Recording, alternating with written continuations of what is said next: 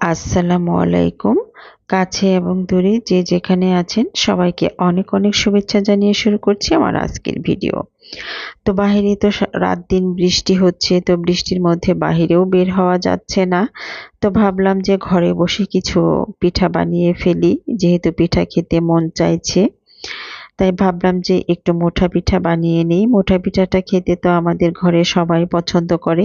এই পিঠাটা মাংসর তরকারি বা শুটকি ভর্তা, বেগুন ভর্তা যেটা দিয়েই খান না কেন খেতে কিন্তু ভীষণ ভালো লাগে। আর এই পিঠাটা কিন্তু একেক অঞ্চলে একেক ধরনের নাম হয়ে থাকে। যেমন আমাদের অঞ্চলে এই পিঠাটাকে মোঠা পিঠা বলে, আবার অন্যান্য অঞ্চলে এই পিঠাটাকে মেরা পিঠাও বলে থাকে। তো পিঠাটা বানানোর জন্য যে দেখলেন আমি কথা বলতে বলতে ভিডিওটা চলে গেছে, যে আমি চালের গুঁড়াগুলো হালকা করে ভেজে নিয়েছি আর হালকা কুসুম গরম পানি দিয়ে সাথে একটু স্বাদ মতো লবণ দিয়ে চাউলের গুঁড়াটা মেখে নিয়েছি।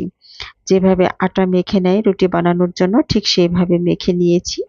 আর আমি আমার পছন্দ মতো শেপ দিয়ে বানিয়ে নিচ্ছি। আপনি কিন্তু আপনার পছন্দ মতো শেপ দিয়ে বানিয়ে নিতে পারেন। আমি এখানে ৩ ধরনের শেপ দিয়েছি। একটা দিয়েছি মানে ২ কোণা চোখ্খা, আরেকটা এক সাইড চোখ্খা, আরেকটা একটু গোল গোল আরকি। আর মেয়ের বায়না ছিল যে আমাকে ছোট পাতিল বানিয়ে দিতে হবে, আর মেয়ের জন্য ২ টা পাতিল বানিয়ে নিয়েছি ছোট ছোট করে। তো এইভাবে আমি সবগুলো পিঠা কিন্তু বানিয়ে নিয়েছি। এই তো আমার সবগুলো পিঠা বানানো হয়ে গিয়েছে। আর এই পিঠাটা সেদ্ধ করার জন্য গরম পানি বসিয়ে দিয়েছি। আর যেটা লাগবে আরকি একটা ছিদ্রযুক্ত পাতিল। সেই ছিদ্রযুক্ত পাতিলটার মধ্যে আমি একটু তেল ব্রাশ করে নিচ্ছি, যেন একটা পিঠা আরেকটা পিঠার সাথে লেগে না যায়। আর দিয়ে দিচ্ছি ছোট্ট একটা স্ট্যান্ড, যেন বাষ্পটা নিচ থেকে বেরিয়ে আসে।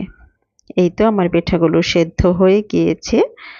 দেখতেই পাচ্ছেন কতটা সুন্দর হয়েছে, আর খেতে কিন্তু ভীষণ মজা।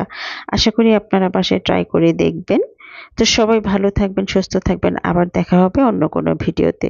আল্লাহ হাফেজ।